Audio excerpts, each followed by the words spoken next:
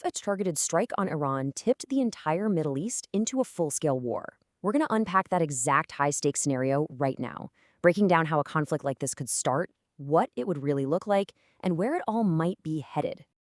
Imagine this. It starts suddenly. Coordinated strikes light up the skies over Tehran. And what began as a supposedly targeted campaign against Iran's military and nuclear sites has, in just a matter of days, just spiraled out of control into this devastating conflict with truly global consequences. And the messaging coming out of Washington? Well, it hasn't been subtle at all. This statement from U.S. Defense Secretary Pete Hegseth really sets a stark, aggressive tone. It makes it crystal clear that the objectives are huge, and the methods, they're going to be uncompromising. The stakes are just through the roof. Okay, so how do we even begin to make sense of all this? We're going to break it down into four main parts. First, we'll look at the initial spark that set the region on fire. Then we'll watch the battle unfold.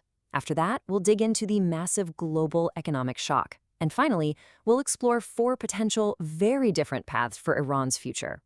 First up, a region on fire. So what was the spark that really ignited this whole blaze? Well, it wasn't just a random strike. It was what's being called a decapitation attempt, a deliberate, calculated strike aimed right at the very top to take out the senior leadership of the Iranian regime. The first assault was incredibly swift and, honestly, shocking. These coordinated strikes didn't just hit military targets. They actually killed the supreme leader, Ayatollah Ali Khamenei, and dozens of his top officials. President Trump framed this whole thing not as a war of conquest, but as a chance for the Iranian people to rise up. And the official timeline? Just 4 to 5 weeks. But as we're all seeing, war rarely sticks to a schedule. So next, let's look at how those first strikes erupted into a full-blown multi-front war. In this next section, the battle unfolds, we're going to see this staggering military force that is now being used by all sides. To really get a sense of the sheer scale of this air campaign, just look at this number: 5,000 bombs. And that's just the figure from the Israeli Air Force alone.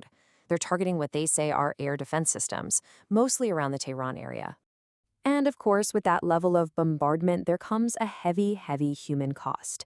Officials in Iran are already reporting that the death toll inside the country has passed 1,000 people. And that's just the number of bodies they've been able to identify so far. But this war isn't just in the air. A whole new front has opened up at sea. A U.S. submarine sank an Iranian frigate, the Iris Dana.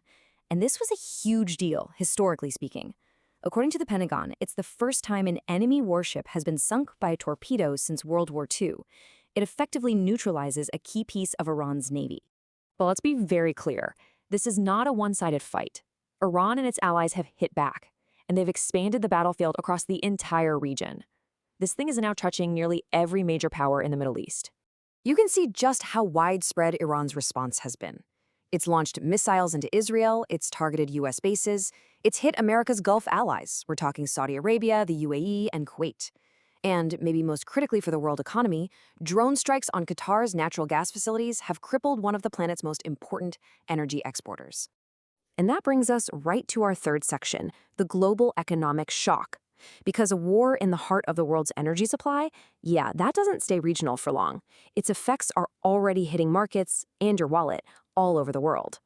Right now, the entire global economy is holding its breath over this one single location, the Strait of Hormuz. And it's no exaggeration to say this is one of the most critical arteries for the world's entire energy supply. So, just to put its importance into perspective, about 30% of all seaborne oil and gas squeezes through this one narrow strait.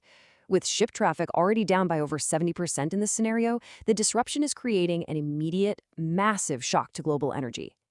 So what does that shock actually look like in real terms? Well, this analysis from Allianz Research boils it down to 3 scenarios, and it all depends on how long the war lasts.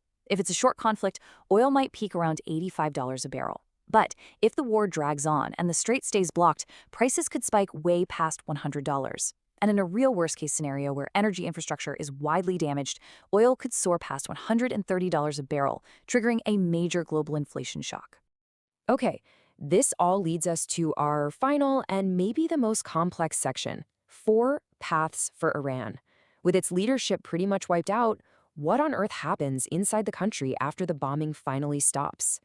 Well, analysts basically see four broad possibilities. First is a swift, peaceful transition, but that seems the least likely. The second is something called the Maduro model. The third is that the regime just hunkers down and somehow weathers the storm. And the fourth, the most dangerous, is just outright civil war and total chaos. So let's compare two of the more plausible outcomes here. On one side, you have the Maduro model, named after Venezuela's leader. In this scenario, a new, more pragmatic figure emerges from the regime, who basically trades away the nuclear program to ensure their own survival and get sanctions lifted. But on the other hand, the surviving hardliners could learn the exact opposite lesson, that a nuclear bomb is their only guarantee of survival, and they race to build one in secret. But the darkest scenario, by far, is total collapse. The regime just falls apart, leaving a massive vacuum. Ethnic minorities like the Kurds could launch separatist movements, neighboring countries would almost certainly get dragged in, and the most terrifying part? Iran's stockpile of 440 kilograms of highly enriched uranium, that's enough for about 10 nuclear weapons, becomes a prize for whoever can grab it first. This bomb in the basement could fall into literally anyone's hands. So, what happens next? After we've looked at the spark, the battle, the economic chaos, and the potential futures for Iran, we're left with a situation that is just profoundly unstable. You know that initial 4 to 5 week timeline? It seems dangerously optimistic right about now. Ultimately, the central question is just hanging in the air, completely unanswered. Will this war lead to a more stable Middle East, or will it plunge a nation of over 80 million people into total chaos and drag the rest of the world down with it? The endgame is still unwritten, and absolutely everything is at stake.